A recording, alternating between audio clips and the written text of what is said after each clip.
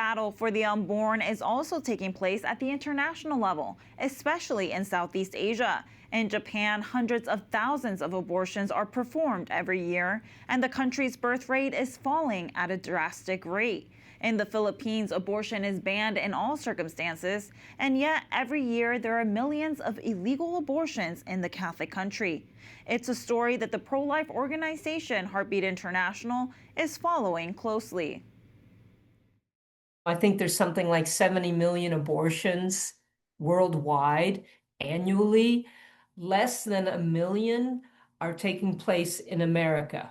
Ellen Foell is International Program Specialist for Heartbeat International, a network of more than 4,000 pro-life pregnancy help organizations around the world. Foell says pro-lifers all over the globe should keep an eye out on Asia, especially Japan and the Philippines. In Japan, abortion is legal up to 22 weeks if the mother's life is at risk, she is undergoing significant economic or social hardship, and in cases of rape or incest. Around 140 to 160,000 abortions are performed in the East Asian nation every year. However, Foell says those numbers only reflect how many abortions are being reported. Obviously, the number of abortions due with the chemical abortion pill, it's much higher. We know that typically where the abortion pill is permitted and in use, that 60 to 70% of abortions are due to the chemical abortion.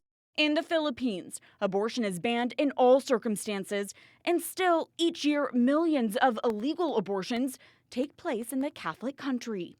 Foell says where abortion is illegal, very few women will come forward for help. She also says this is an opportunity for the church and pregnancy resource centers to get more involved. Very few women will come forward even if there's no medical issue, but there's a psychological issue or an emotional issue, because there's no safe place really for them to come and say, I've done this thing which is illegal in my country.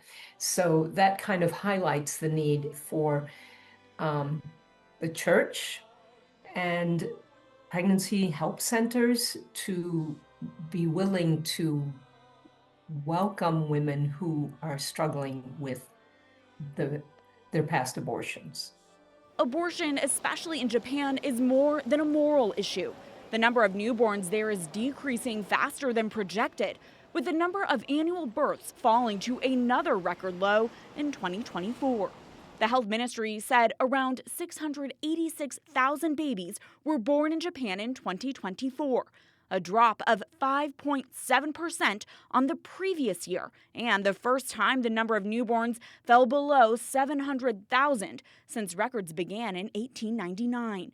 This is the 16th straight year of decline. The Prime Minister has called this a, quote, quiet emergency. China, Japan, Taiwan, and South Korea all are in this situation of having a very, very low, dangerously low fertility rate.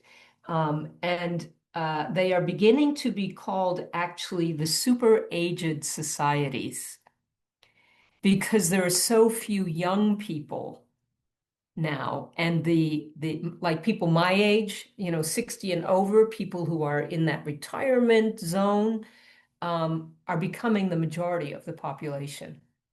So I know that the Japanese government has tried doing like incentives for having more than one child. They have also tried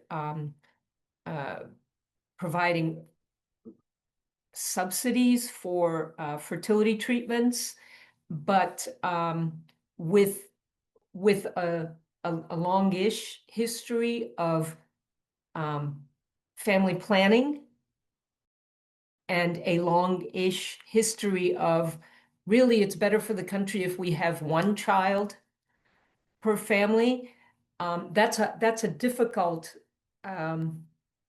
situation to reverse They have to change, they have to reverse that by 2030 is what I was reading, which is only 5 years away. But the whole mindset of one child has been in for at least a generation. So how you can turn that around in 5 years, I don't know how the government can do it. So I would say that even though they're calling it a quiet emergency, it is not a quiet emergency.